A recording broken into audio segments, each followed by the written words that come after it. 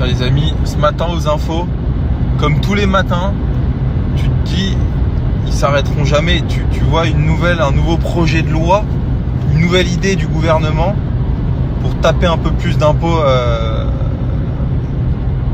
pouvoir remplir les caisses. C'est insupportable. C'est insupportable ce pays. Toi, tu travailles toujours un peu plus, mais on te dit qu'on va en prendre toujours un peu plus. C'est insupportable. Je te jure. Et vous êtes nombreux à m'envoyer, les amis, un projet de loi. Vous le savez, il y a eu un projet de loi qui n'est pas passé à l'Assemblée concernant la hausse des malus, qui prévoyait de passer de 60 à 70, enfin jusqu'à 80 000 euros pour 2027. Donc en gros 10 000 euros par année. Et parce que non, là on a 60, 70 l'année prochaine, 80.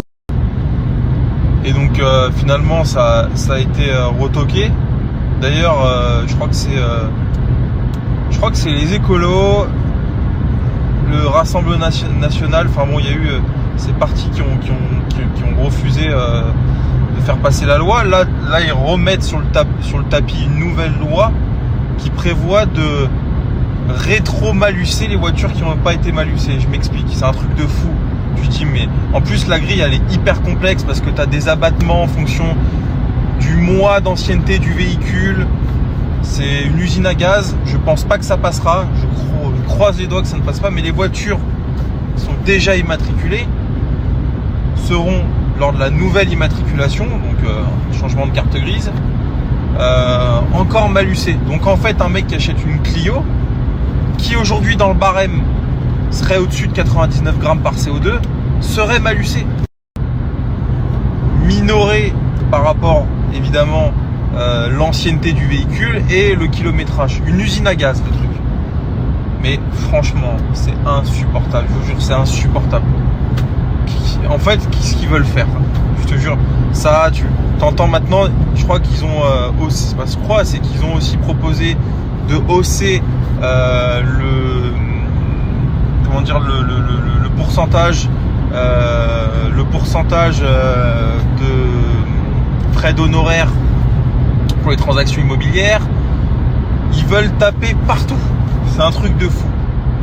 Putain, mais je te jure, dans quelle époque on vit? Je vais y arriver. Ah là là, putain. C'est dommage parce que je te jure, moi je m'épanouis de ouf en ce moment. J'ai plein de projets d'entrepreneuriat, c'est un régal. Mais en fait, tu te dis à quoi ça sert? De toute façon, j'aurais même pas l'oseille pour.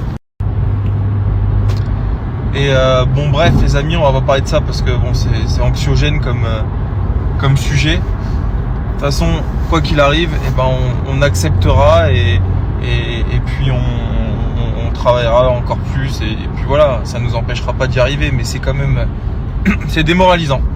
C'est même pas tant le résultat, c'est juste le paysage, l'idée, la morale là-dedans, elle te sape le moral, frérot.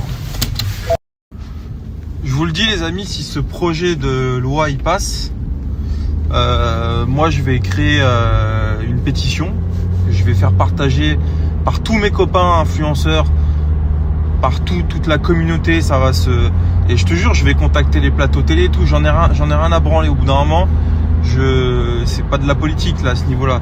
C'est vraiment juste du bon sens, tu vois. On peut pas se laisser faire comme ça.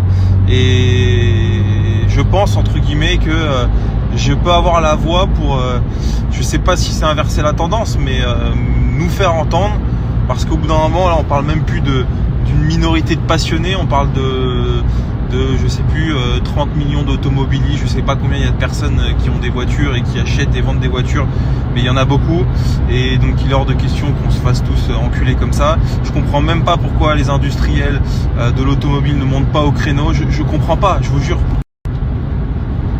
C'est épouvantable, c'est épouvantable. Mais hier, les amis, je change de sujet, je passe du coq à l'âne. Hier, j'ai un copain qui est venu me montrer sa GT2 RS. Incroyable, putain. J'avais essayé cette voiture quand elle était sortie, elle avait même pas 6 mois. Je l'avais essayé sur le Paul Ricard. Si vous regardez sur mon feed Instagram, vous voyez, j'ai une photo de moi devant une GT2 RS avec sur le Paul Ricard.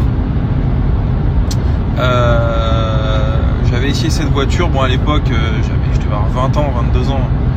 Je me disais, mais comment rien que poser son cul dans cette bagnole, c'est un truc de ouf. C'est un rêve. Et c'est vrai que bon, je l'ai réessayé hier, cette voiture. Et je me dis, mais putain, c'est une pompe à feu la caisse. C'est incroyable. Ça a vraiment. Ça fait du bruit en plus, hein. Faut pas croire. Hein. C'est un truc de fou. Donc, je suis en train de me chauffer pour en vouloir une là. Néanmoins, tu te dis, est-ce que pour 400 000 €, il vaut mieux peut-être pas les mettre dans une pista? C'est le vrai sujet.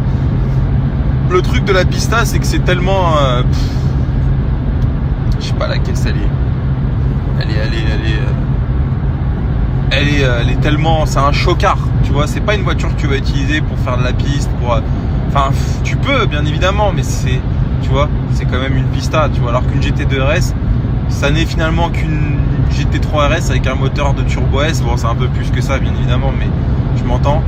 Donc ça reste quand même une voiture presque polyvalente par rapport à la pista, je sais pas. Mais j'ai kiffé ma race. Franchement, truc de ouf. Enfin voilà les amis, ouais, je suis remonté contre le gouvernement, j'en ai marre. J'en ai marre, c'est insupportable. Tous les jours des mauvaises nouvelles, c'est épouvantable.